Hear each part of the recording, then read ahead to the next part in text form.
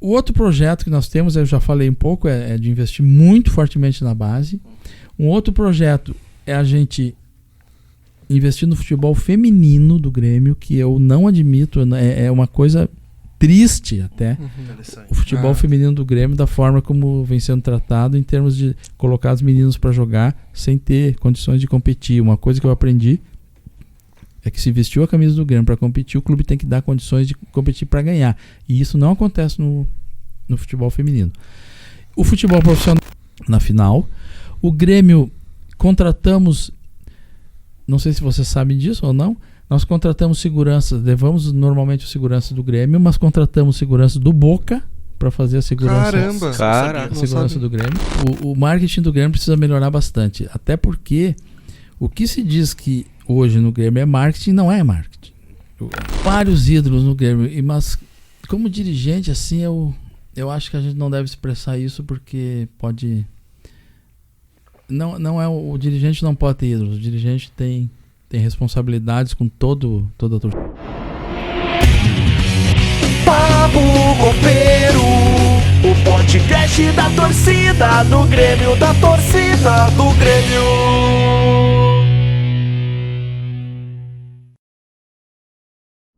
Fala, gurizada, vamos para mais um episódio do Papo Copeiro. E, gurizada, como a gente tinha prometido, dessa vez a gente vai ter um outro candidato à presidência aqui. Mas antes de apresentar o convidado, o Felipeira aí vai falar para nós aí sobre os patrocinadores do Papo Copeiro.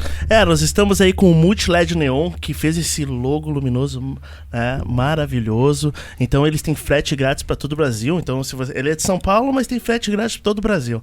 Então se você tem aí vontade de ter o seu logo luminoso, né, Multiled Neon.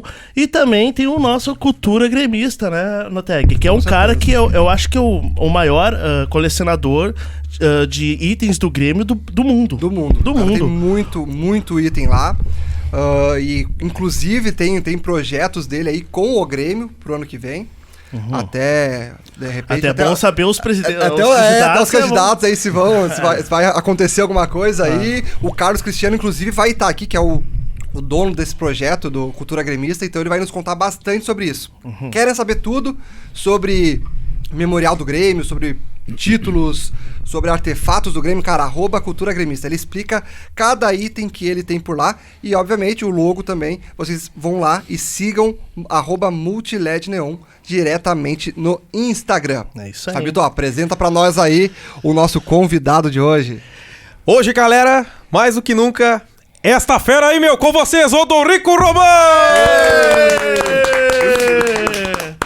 Muito obrigado aí pela tua presença, Dorico. Eu que agradeço a oportunidade de conversar com vocês e por consequência, com a torcida gremista, que é o que importa pra gente. Conversar, falar sobre Grêmio, que sempre é um papo produtivo.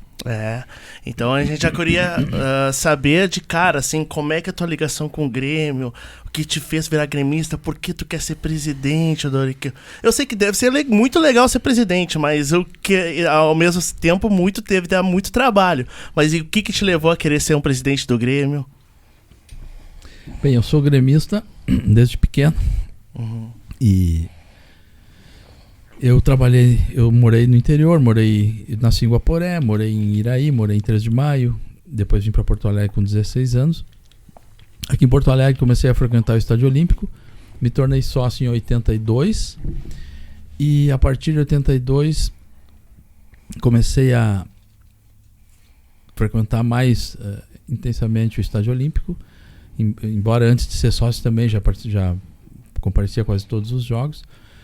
E depois eu entrei, finalmente em 2010, eu entrei na vida política do Grêmio, vamos dizer assim, me tornando conselheiro na eleição de 2010. Posteriormente, eu fui convidado a ser vice-presidente na chapa do presidente Fábio Koff, me elegi vice-presidente de 2013 e 2014. Depois, fui reeleito vice-presidente em 2015 e 2016.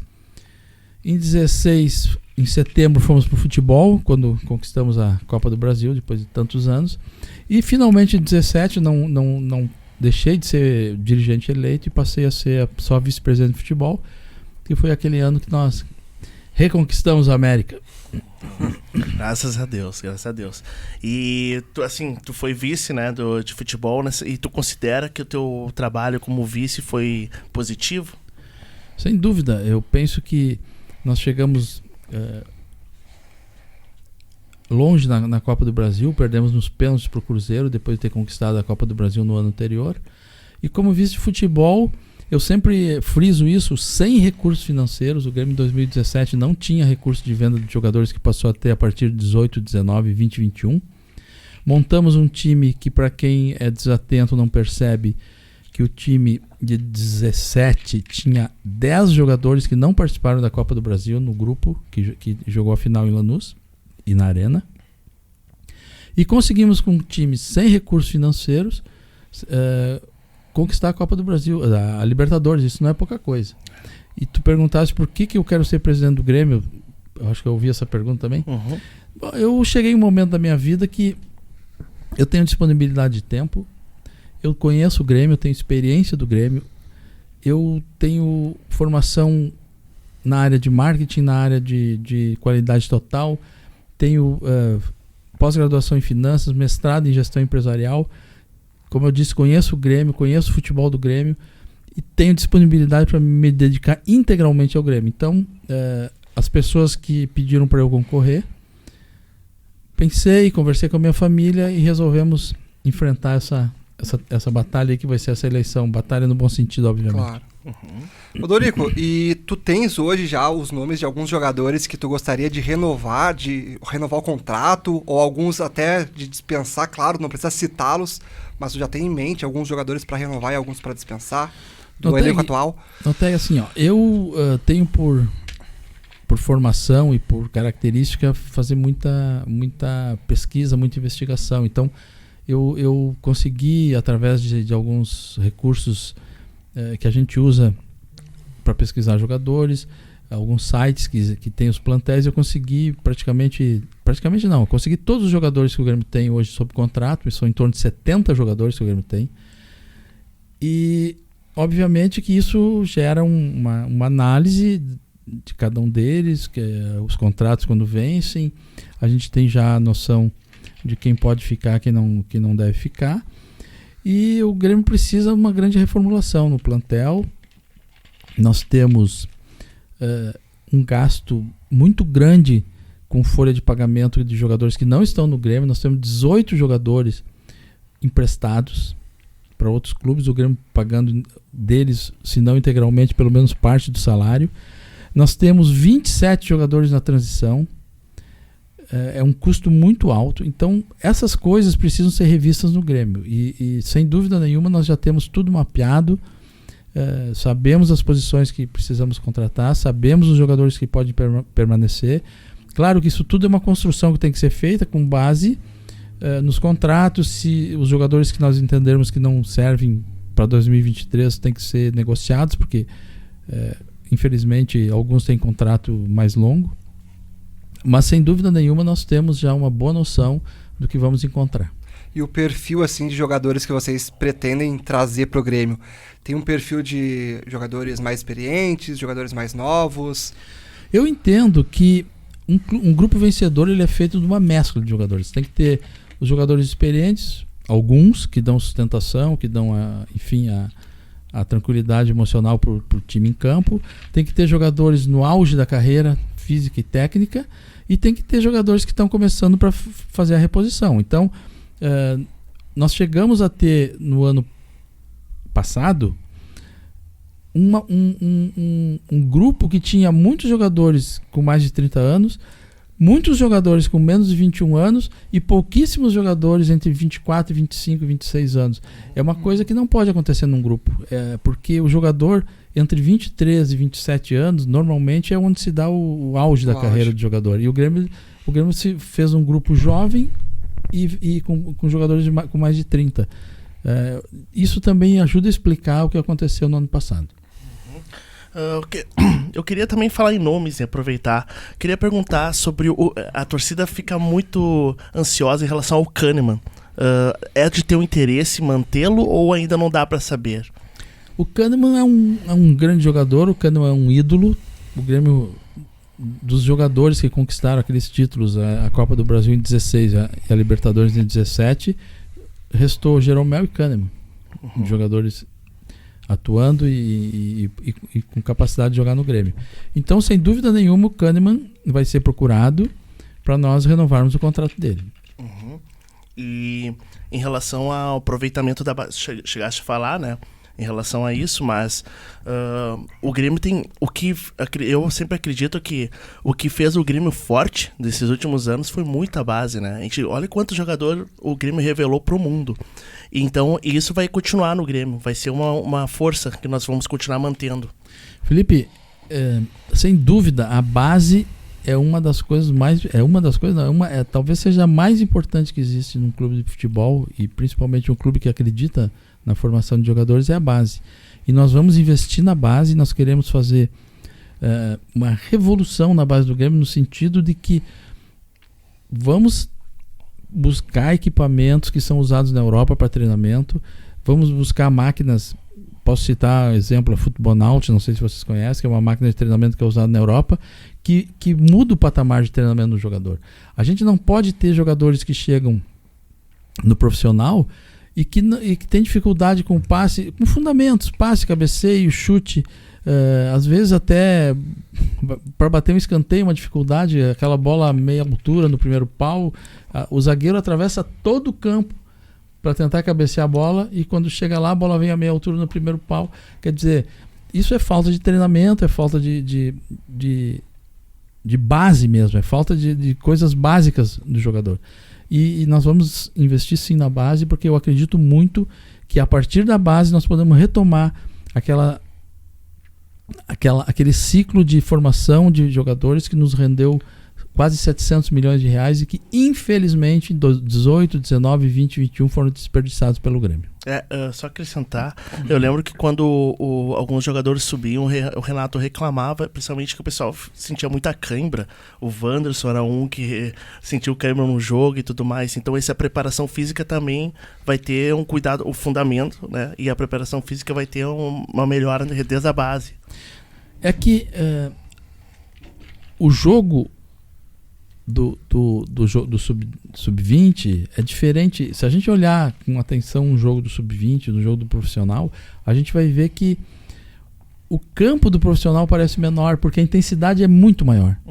O jogador, quando está na base, quando está quase pronto para ir para o profissional, ele disputa jogos onde a intensidade é menor. Ele tem mais tempo para dominar a bola, para pensar a jogada que vai fazer.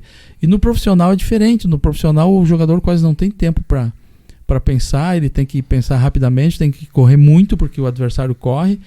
E se o jogador não está bem preparado,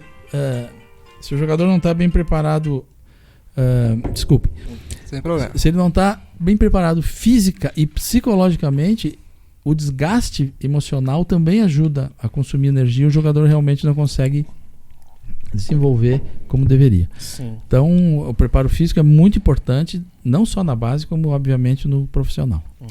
Dorico, agora a gente tem uma pergunta, até o slogan, né, da sua chapa sempre foi futebol e torcida juntos, né?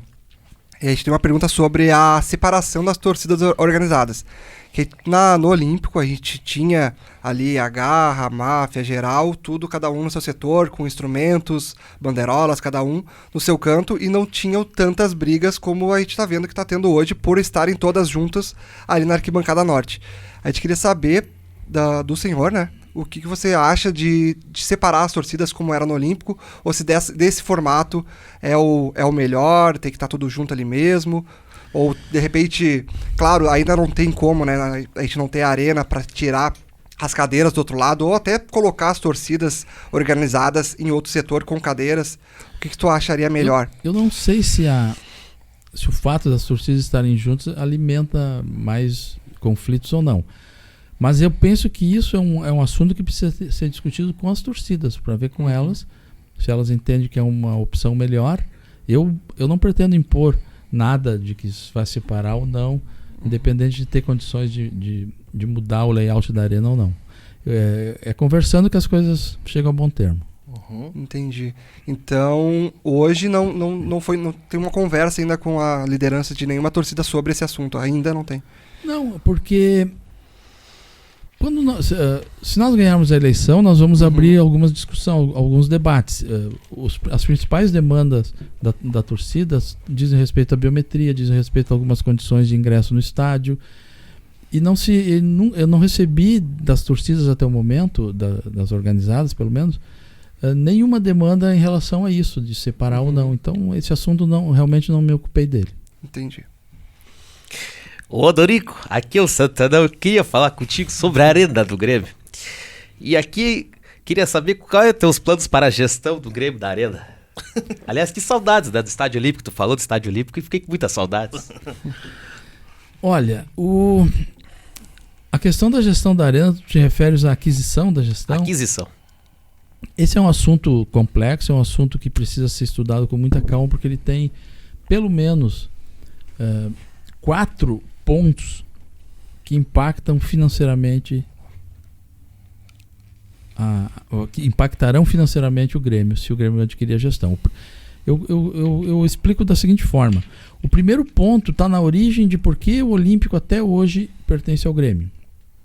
Quando o negócio foi feito, o Grêmio tinha que entregar o Olímpico para a OAS e a OAS entregaria a Arena para o Grêmio. Ambos imóveis seriam desonerados, não podia ter ônus nenhum. Então o Grêmio teve todo um trabalho de tirar ônus que existiam sobre o Olímpico.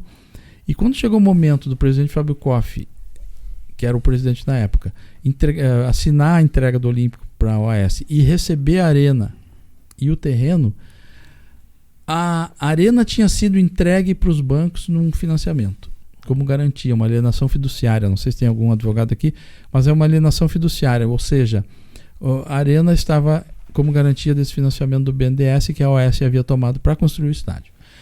E os bancos não concordaram em retirar essa garantia. Então, o presidente Fábio Koff reuniu os vice-presidentes na época e nós decidimos não entregar o Olímpico para a OAS, porque se o Grêmio tivesse entregado lá naquela época o Olímpico para a OAS, nós estaríamos hoje sem o Olímpico e sem a Arena.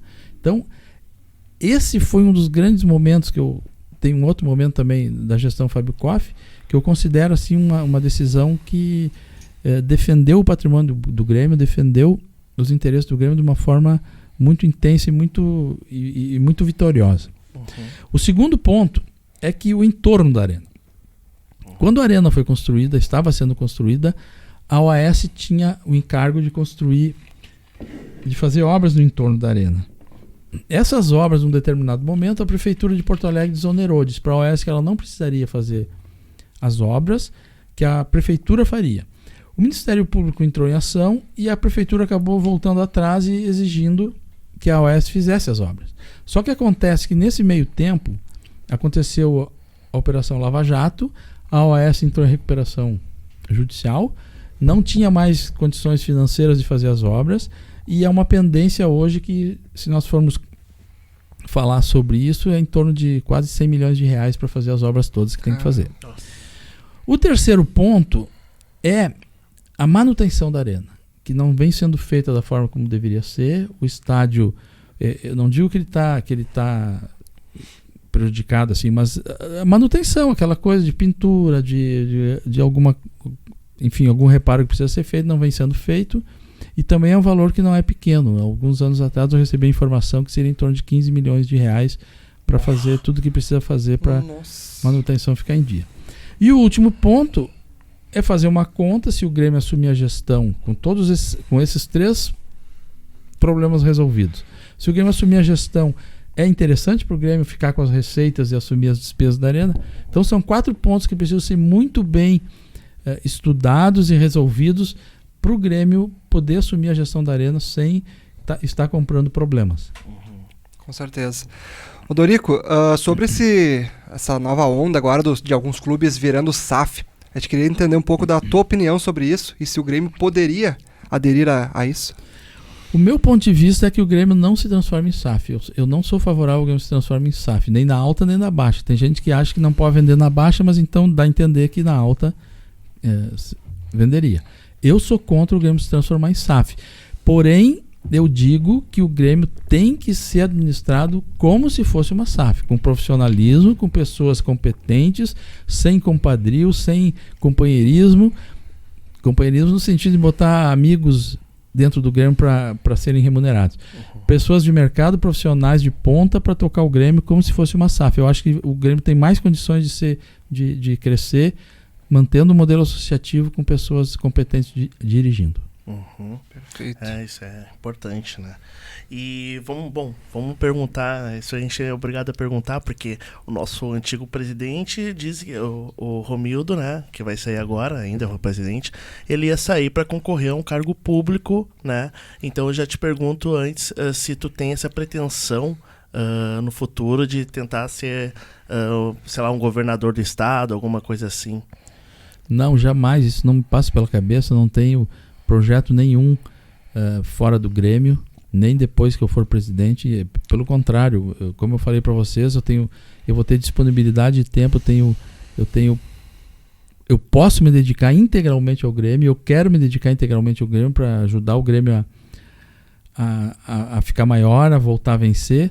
Mas projetos depois disso, o meu projeto depois de ser presidente do Grêmio é retornar para a minha família e viver a minha vidinha tranquila, torcendo para os jogadores que, se Deus quiser, a gente vai conseguir desenvolver na base. E eu vou ver depois de sair do Grêmio jogando no time titular e nos ganhando títulos. É isso aí. É importante, né? Porque muito a gente, importante. Poxa, eu acredito que o grande calcanhar de Aquiles do nosso atual presidente, né? Uma opinião minha, é que eu acho que ele parou de se dedicar e se dedicou a isso, né? Então é importante a gente saber, né? E continuando o assunto de eleições, Odorico, é um tema um pouco delicado, mas a gente gostaria muito do teu esclarecimento, porque tu apoiaste um candidato a deputado nessas eleições no nosso país, agora no nosso estado. Também teve uma ligação de valores, e a gente queria entender essa ligação também com a nossa torcida, muito conhecida popularmente. Quem não conhece a geral do Grêmio, que tu tens esse vínculo, a gente queria saber se vai ter algum cargo, alguma coisa assim. A gente queria esse esclarecimento, seu posicionamento em relação a isso. Não, eu não apoiei nenhum candidato. Existe uma pessoa que era vinculada à geral do Grêmio, que estava concorrendo e fez um jantar, eu comprei 2 ingressos para ir com a minha esposa, depois ela não conseguiu viajar junto, e foi isso que aconteceu. Teve gente que insinuou coisas, foi um ato absolutamente transparente de minha parte. Se eu quisesse fazer alguma coisa eu poderia facilmente colocar um outro CPF, foi uma questão muito transparente de minha parte, sem problema nenhum. Mas esse vínculo não existe, esse vínculo partidário, político não existe. Como eu disse, eu vou administrar o Grêmio de forma muito transparente, de forma muito profissional, e não vai haver, vou repetir, não vai haver amigos ou conselheiros que vão se transformar em remunerados do Grêmio, porque não é esse o caminho de um clube que tem um orçamento de 500 milhões. Perfeito, isso é ótimo. Em relação... Bom, então vamos falar sobre futebol. Nosso maior ídolo está lá treinando o Grêmio nesse momento. E tu pretende mantê-lo? Eu tive com o Renato a melhor das experiências, porque eu cheguei com ele no futebol em 2016, setembro, quando fomos para o futebol, eu como diretor de futebol. O grupo estava desacreditado. O grupo do Grêmio era um grupo que vocês lembram, retornamos que eu digo, o Grêmio retornou de Rosário, foi recebido com uma certa hostilidade pela torcida, jogadores sem autoestima, jogadores desacreditados pela torcida. Conseguimos remobilizar o grupo e em pouco tempo aquele grupo que tinha qualidade conseguiu colocar a qualidade em campo e conquistamos a Copa do Brasil de uma forma extraordinária, de uma forma que encantou o Brasil inteiro. E posteriormente, como vice de futebol e sem recursos financeiros e tendo que fazer uma reformulação no plantel, a gente conseguiu ganhar uma Libertadores da América. Eu me refiro que o orçamento do futebol na época para contratações não existia. A gente vendeu o Wallace no início do ano para pagar contas e o Pedro Rocha lá no final do ano só, quando já não dava mais para contratar. Todo o plantel, e eu repito, com 10 jogadores diferentes dos que jogaram a Copa do Brasil, foi feito praticamente com pesquisa de dados, com investigação, e conseguimos conquistar uma Libertadores. Então o Renato e o Odorico é uma dupla que funcionou. E eu não vejo motivo nenhum para não manter o Renato como treinador. Eu só acrescentar uma coisa que eu, né, vamos ser justos, eu perguntei pro Guilherme, eu vou perguntar também pro... eu acho que o Renato, tá, por mais que ninguém esteja falando, tem alguma chance ainda de beirar uma seleção brasileira, porque em termos de técnico brasileiro, eu acho que o Renato é o melhor. E se o Renato, digamos, seja chamado para a seleção brasileira, qual que é o perfil que o senhor imagina para um técnico do Grêmio? O senhor gosta de técnico estrangeiro ou não? Prefere um técnico mais aqui da aldeia? Eu gosto de técnicos vencedores, que saibam treinar o time, que tenham controle do grupo, que saibam dar um padrão de jogo pro time, que saibam... preparar um time com alternativas de jogo, se precisar fazer um jogo de mais propositivo, ou se precisar fazer um jogo mais contido, fazer. Enfim, um técnico vencedor, independente da língua que fale. Tá, perfeito. Odorico, e eu queria entender assim, porque assim como tem a parte vitoriosa, tão maravilhosa da história do Grêmio, de conquistas, infelizmente a gente teve algumas decepções. E a gente percebeu que tu tens o apoio de alguns nomes bem que fazem parte atualmente da chapa do Romildo Bolzan, como o Herman, o Oderich, o Abodeu. E eu queria entender se isso é um fator positivo ou negativo dessa situação que conta com o apoio deles. Nós temos que entender o que é apoio. Eu nunca conversei com o Marcos Herman, nunca conversei com o Amodeu, nunca conversei com o Oderich sobre a eleição do Grêmio. Não participaram da chapa do conselho, não vão participar da chapa do conselho de administração. Então eu não sei, isso foi uma narrativa que se criou nas redes sociais de gente que estava a fim de criar mentiras e narrativas, porque o Odorico ganhou a Copa do Brasil, o Odorico ganhou a Libertadores, o Odorico, como gestor do Grêmio, sempre teve excelentes trabalhos, então tem que inventar alguma coisa porque tem que criticar. Eu não considero que tenha apoio deles, porque nunca conversei com eles sobre a eleição. Nossa, então isso aí foi uma fake news braba, porque criaram flyers da tua chapa. Exatamente. Exatamente. É bom a gente trazer esse esclarecimento. Esclarecimento. Exatamente. É bom trazer esse Porque esclarecimento. eu tinha certeza, né, que tava... Colocaram logo os nomes, né?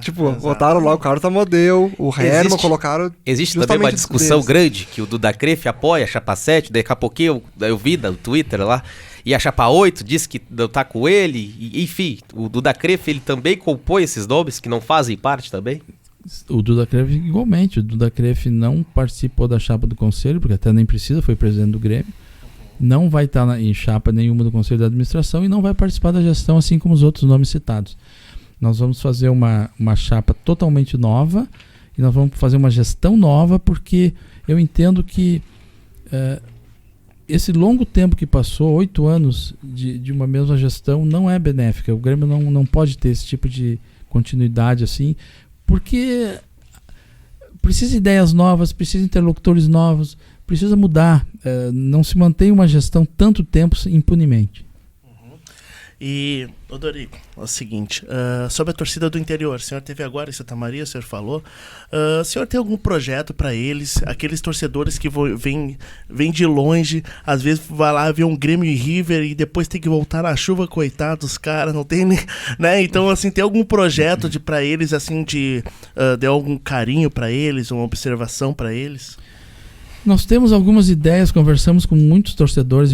Eu estive em Rio Grande, em Pelotas, em São Lourenço, em Santa Maria, em Erechim, Lajeado, Guaíba, Bento Gonçalves, enfim.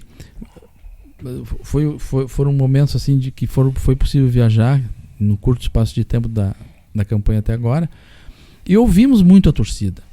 E algumas coisas que a torcida nos fala de algumas dificuldades que existem quando vem do interior, para estacionar os ônibus, para ter algum ponto de apoio para aqui quando chega em Porto Alegre, às vezes viajam 8, 9 horas, os de mais longe. E tem um projeto que me foi apresentado de fazer um local com churrasqueira, com banheiros, enfim, com estacionamento para os ônibus. Só que esse projeto, embora seja muito interessante e se fosse possível viabilizar seria muito bom, eu penso, ele foi feito para a área onde é o E2, e ali não é uma área do Grêmio, não é uma área da Arena, não é do Grêmio, ali teria que se buscar uma solução, porque inclusive aquela área é uma área que conta para os estacionamentos que precisa ter na Arena. O Grêmio tem necessidade de ter 5.500 vagas de estacionamento. E tem as vagas dentro da Arena, que são em torno de 2.500 vagas, e se não me engano, o E2 lá, eu não tenho o número exato, mas são 5.500 vagas, eu acho que é 2.500 vagas na Arena e 3.000 lá fora. Então, não é possível ocupar aquilo ali de forma que diminua, porque daí a gente vai colocar o habite da Arena em risco. Mas eu penso que pode-se pensar e pode-se buscar alternativas para solucionar essas questões. E outras tantas que a torcida me fala. Nós temos a pretensão de estudar uma forma de talvez ver se é possível fazermos uma diferença de mensalidade para o sócio de ir mais longe. Uma vez foi tentado e deu problema porque era pelo endereço. Nós temos ideia de fazer de outra forma isso, que talvez funcione, e o sócio que não vem tanto à Arena poder pagar uma mensalidade menor. Enfim, muitas ideias discutidas, debatidas e vão ser analisadas, e o que for possível melhorar para a torcida nós vamos fazer. Perfeito. Ô, Dorico, aqui é o professor, eu queria entender quais são os principais projetos aqui que a gente viu aqui, que tem vários, e a gente queria saber de você como é que faz para competir com o Palmeiras, que tem um elenco muito forte, com o Flamengo da vida. Como é que vai ser esses projetos para... Nós temos que... O Grêmio vai passar agora vai subir, mas ainda assim o Grêmio vai ter alguma dificuldade financeira no primeiro momento. Então, para competir com esses clubes tem que ter criatividade, muito trabalho, e o Grêmio precisa...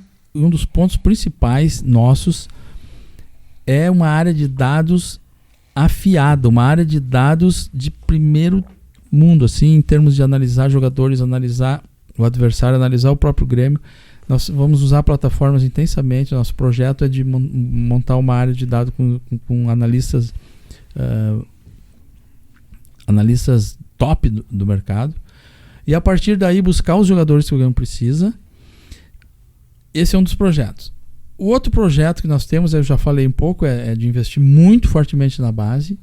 Um outro projeto é a gente investir no futebol feminino do Grêmio, que eu não admito, é uma coisa triste até, o futebol feminino do Grêmio, da forma como vem sendo tratado, em termos de colocar os meninos para jogar sem ter condições de competir. Uma coisa que eu aprendi é que se vestiu a camisa do Grêmio para competir, o clube tem que dar condições de competir para ganhar, e isso não acontece no futebol feminino. O futebol profissional, obviamente, é um projeto, e isso engloba toda a área de saúde, da área médica do Grêmio, fisiologia, nutrição, preparação física, enfim, todos os núcleos que compõem o departamento de futebol.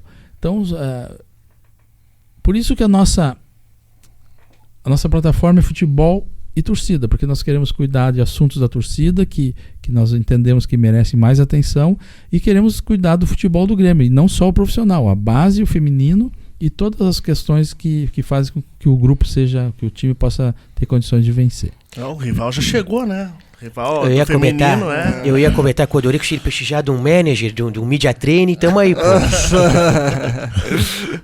Em relação à Arena do Grêmio ainda, vamos voltar para a Arena do Grêmio. Em relação à questão da bebida nos estádios, o senhor é a favor ou contra?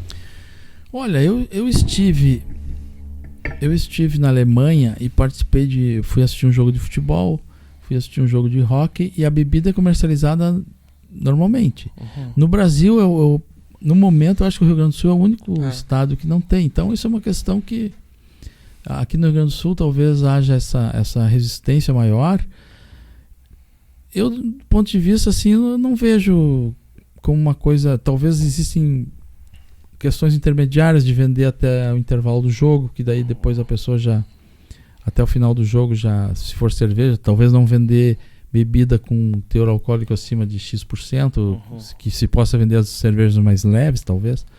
Eu acho que é possível chegar a um ponto nisso. Até porque no Rio Grande do Sul, eu acho que é só no Beira-Rio e na Arena que não vendem com álcool, né? Porque tem alguns estádios que, pelo que eu já ouvi falar, que no interior ali eles vendem, comercializam normalmente, né? Então eu não sei se é uma questão só para um público X. Não, eu desconheço se existe venda em outros estádios. Mas tu vê, né? Mas o pessoal bebe... autorizado. Então, aí não sabemos. O pessoal bebe até... Isso, mas é a questão da bebida alcoólica nos estádios, até... Às vezes o pessoal reclama que o torcedor chega muito em cima, mas também eles ficam querendo beber até o final, daí chegam lá, dá uma fila na esplanada vendem, né? Daí tu toma na esplanada e daí passa a catraca, já que adianta, né? Não tem, né, lá dentro. Então talvez seja o caminho, né? Exatamente. E, Odorico, sobre uma questão de expandir aí o nome do Grêmio e de repente fazer amistosos com times de fora, né? Internacionais aí na Europa, ou China, sei lá, algum tipo de amistosos assim. Tu acha interessante pro Grêmio isso? Se for possível, sim. Nós temos que ver se o calendário permite esse tipo de ação, porque o calendário, o Grêmio, eu imagino que eu quero que o Grêmio dispute todos os campeonatos. Se nós colocarmos aí Libertadores, Copa do Brasil, Brasileiro, Gauchão, sobra pouca coisa sobra poucas datas para fazer amistosos. Mas se for possível, sim. Antigamente era comum o Grêmio fazer esses amistosos, né? Nos anos 80 teve bastante disso. 90 também. 90 também, né? E aí isso era legal mas realmente o calendário não ajuda, né? Inclusive, é inacreditável. Falando em expansão, em marcas, queria tocar no tópico contigo, Dorico. Por que o Grêmio não explora o marketing da melhor forma? Tu tens alguma proposição, alguma melhoria? Porque nós temos a torcida mais fiel do Brasil, a mais fanática também. Fábio, eu penso que... Quer dizer, Fábio não. É pra desarmar já. O marketing do Grêmio precisa melhorar bastante. Até porque o que se diz que hoje no Grêmio é marketing, não é marketing. O marketing é outra coisa. Nós temos uma área voltada à comunicação e comércio e comercial que tem que ser permeada por ações de marketing, mas não é exatamente marketing. Então, sem dúvida, o marketing, nós temos uma proposta de que o marketing retome a sua essência e, sem dúvida nenhuma, nós vamos fazer uma reformulação e vamos mudar muita coisa para o torcedor do Grêmio. E, Odorico, sobre o fair play financeiro no futebol hoje, tu é a favor ou contra de ser implementado isso no futebol brasileiro? Já existe, de certa forma, o fair play, porque o Profut ele estabelece limites de déficit. O clube pode ter, ele não pode ter déficit superior a um percentual, que agora eu não me lembro se é 10% ou 15% do faturamento do ano anterior. Então tu não pode avançar, fazer dívidas, gastar mais do que um X% gerando déficits. De certa forma, isso regula um pouco, porque... pouco, eu acho, né? Não, mas ele inibe fazer o que alguns clubes fazem. Então, eu acho interessante isso, porque se existe uma discrepância muito grande entre receita dos clubes, isso aí pode desequilibrar o campeonato. E, claro que ninguém pode impedir um clube de ter receitas que ele consiga de forma no mercado, com patrocínios, etc., com torcedores, com cota de TV. A cota de TV também deve ser regulamentada se sair a Libra de uma forma mais equilibrada. E isso aí deve devolver para o campeonato um pouco de equidade. Porque o Flamengo e Palmeiras hoje em dia, né, estão brincando de contratar. Exatamente. Nossa preocupação é não virar uma Liga Espanhola ali, Real Madrid, Barcelona. Acho que isso é difícil de acontecer no Brasil, porque lá, efetivamente... É que lá entrou, né, o fair play financeiro faz alguns anos. Porque antes era só Real Madrid e Barcelona, né? Agora o Atlético de Madrid começou a investir também. Nossa preocupação. Botaram uma limitação lá, porque era Barcelona e Real Madrid. O Real Madrid com os Galácticos, sempre com os time... Um modelo que eu acho interessante é o modelo do mandante ser o dono do direito de imagem. Porque daí tu vende por quanto tu conseguires vender. É diferente de hoje que os clubes vendem o pacote e o clube X, não, eu quero tanto por cento, o outro quer... se o clube mandante é o proprietário, ele vai vender por quanto ele conseguir. Por exemplo, o Atlético Paranaense, que é um que sempre briga com esse tipo de coisa, bom, ele vai vender lá pelo que ele negociar. E daí para essa briga de, porque eu quero mais do bolo. Cada um vai fazer o seu bolo. Odorico Roman, aqui Marco de Vargas, falando de comunicação. Eu queria saber de ti, o Grêmio tinha uma rádio muito pé quente chamada Grêmio Rádio, no dial que é alugado 90,3 FM. Afinal de contas, você pretende voltar com o Grêmio Rádio na FM?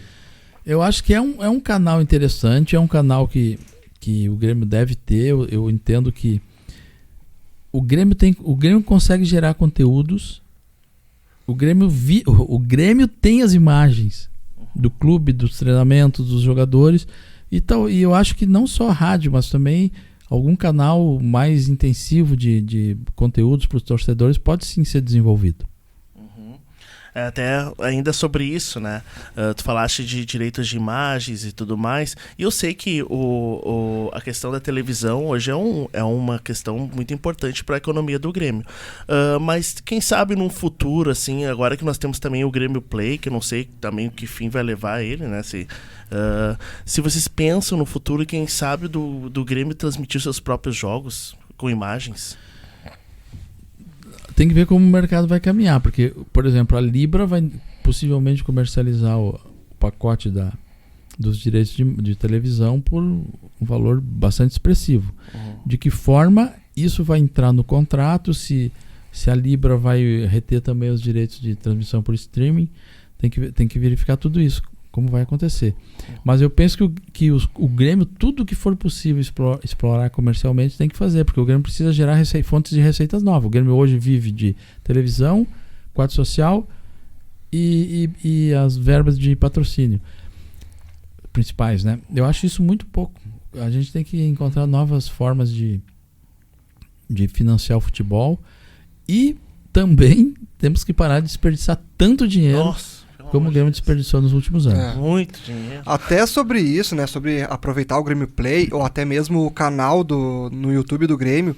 Vocês têm algum projeto de fazer uma reformulação, de repente colocar mais conteúdo? Porque a gente sabe que o Grêmio tem muita coisa para ser mostrada pro torcedor e às vezes acaba que o canal do Grêmio é só fazer coletiva, melhores momentos, coletiva, melhores momentos. Uma coisa que me ocorre, por exemplo, o Grêmio poderia transmitir treinos alguns dias, o Grêmio poderia transmitir o futebol feminino. Com certeza. Tem que ver como é que tá aí os direitos disso, mas eu penso que o Grêmio tem muito conteúdo para desenvolver e para explorar comercialmente. E de repente até utilizar alguns influenciadores, que tem muita gente que faz conteúdo e às vezes não tem esse direito, né? Às vezes não consegue ter um direito de filmar e colocar no seu canal, ou até mesmo disponibilizar imagens para o Grêmio, né? Mostrando alguma certa qualidade. Essa proximidade do Grêmio com os criadores de conteúdo, eu acredito que também seria muito interessante. Até agora teve algumas campanhas começaram a olhar para o pessoal que cria conteúdo na internet. Eu queria também saber se vocês têm esse projeto de se aproximar mais, que é a torcida, né? A torcida que faz esse conteúdo para levar para mais pessoas ainda. Tem muita gente que começa a acompanhar o Grêmio também por conta dos criadores de conteúdo que criam conteúdo dentro do estádio, fora. O nosso projeto administrativo ele começa com um CEO capacitado, um CEO buscado no mercado, e a partir disso ele vai ter condições de estabelecer os executivos que vão trabalhar, os que já estão trabalhando, os que vão mudar. E, sem dúvida, isso vai ser contemplado, de fazer uma reformulação nesses canais, nessa forma de comunicação com a torcida. E da mesma forma que a gente falou pro Guerra, eu falo também aqui pro Odorico, uma crítica construtiva, obviamente, pro Grêmio tomar ciência de que a qualidade das coletivas é péssima, né? Comparado com qualquer outro time. Câmera ruim, conexão ruim, microfone às vezes está muito estourado. Eles não tomam, parece uma atenção com uma coisa que é básica de qualquer produção audiovisual. É microfone e câmera, vídeo e som. E a gente vê muitas entrevistas coletivas do Grêmio, às vezes trava a conexão, às vezes a imagem fica toda borrada e é o Grêmio, né? Tipo, o Grêmio é um clube enorme, e daí a gente vê clubes, às vezes, pequenos com uma qualidade superior à do Grêmio, né? Então isso aí é uma crítica que a gente faz e que, por favor, resolva esse problema, que dá muita agonia pra nós. Está anotado. Tá bom. Um desabafo aqui. Não, tu vê os comentários, mano, todo mundo fica comentando, arruma esse microfone, arruma essa conexão. E ô Dorico, eu queria ver contigo como é que é pra fazer nas épocas do saudoso Fábio Koff, que o Grêmio atuava dos bastidores, o Grêmio batia de frente com os bastidores, ia atrás da arbitragem, corrigia alguns erros que estão prejudicando o nosso tricolor. Queria saber de ti, como é que tu vai fazer pra articular melhor esses bastidores, pra nós pelear, pra nós conquistar os direitos do clube, pro Grêmio continuar vitorioso.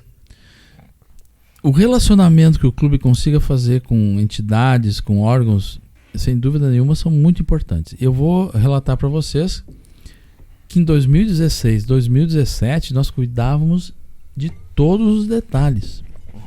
Em 2017, vocês vão lembrar que o Grêmio ganhou 1-0 do Lanús na final, houve um pênalti claro no Jael que não foi marcado, e ali, naquele jogo, o juiz, enquanto não deu o cartão amarelo, o terceiro cartão amarelo pro Kahneman, ele não sossegou. Ele parece que ele corria junto com o Kahneman o tempo todo esperando o momento de mostrar o terceiro cartão.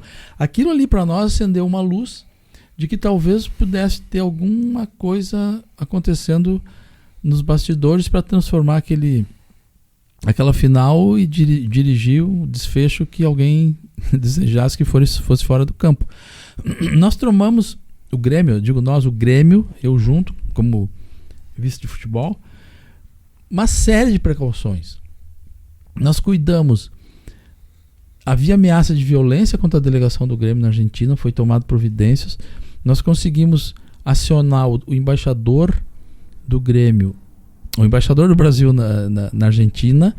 O embaixador do Brasil acionou a Polícia Federal, que dá segurança para a embaixada, a Polícia Federal com os contatos que tinha lá com a polícia de Buenos Aires, com a polícia de Lanús, fez um esquema de segurança para a delegação do Grêmio, para os ônibus de torcedores do Grêmio, de forma que a coisa andasse tranquilamente. O Grêmio foi a Conmebol manifestar preocupação para o presidente Alejandro, preocupação com o que pudesse estar acontecendo na final. O Grêmio contratamos, não sei se vocês sabem disso ou não, nós contratamos segurança, levamos normalmente o segurança do Grêmio, mas contratamos segurança do Boca para fazer a segurança, Caramba, a segurança do Grêmio, porque os seguranças do Boca conhecem todos os brigões, os barra brava.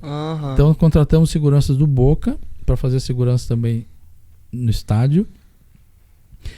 E no dia que o Grêmio tinha que fazer o reconhecimento do gramado, eles tinham marcado o teste dos equipamentos do VAR. Nós chegamos eles não queriam deixar o Grêmio fazer. Nós protestamos imediatamente. Nós praticamente invadimos o campo e acabamos com o treinamento para o Grêmio poder fazer o reconhecimento do gramado. Então, em 2016, 2017, nós cuidávamos dessas coisas. Estou dando 2 exemplos de ação de bastidor, ou 3. Ida a Luque falar com o presidente da Conmebol, contratação de seguranças para fazer a parte ali, contatos com o chefe da arbitragem para abortar aquela ação de não deixar o Grêmio reconhecer o gramado. Então, não se ganha por acaso. Tem que ter trabalho, tem que ter conhecimento, tem que ter ação quando necessária. É assim que se ganha títulos. E é difícil, mesmo com tudo isso, às vezes não se consegue ganhar. Mas sem isso, certamente não se ganha. Com certeza. Muito interessante. Eu lembro aqui, agora até... Pode prosseguir. Em contraponto, eu lembro o que aconteceu em 2018, quando o treinador que estava proibido de treinar o time desceu da arena, um estádio que ele não conhecia, desceu, foi no vestiário, treinou o time no intervalo, deu palestra pro time no intervalo e voltou e não foi incomodado por ninguém. Quer dizer, isso é um descuido absoluto, isso é uma coisa inadmissível. Imagina que se na Argentina um treinador do Grêmio ou de qualquer clube brasileiro proibido de ir ao vestiário ia conseguir passar a primeira porta, não ia passar nem a primeira porta ia conseguir passar. Então nós temos força nos bastidores. Tu pretende ter força nos bastidores em relação a isso? A questão não é de ter. Dá pra se dizer força no sentido de ter bons relacionamentos, que é assim que se consegue as coisas. Exatamente, é importante. E agora, peraí. Opa! Não. Agora, vamos prosseguir aqui.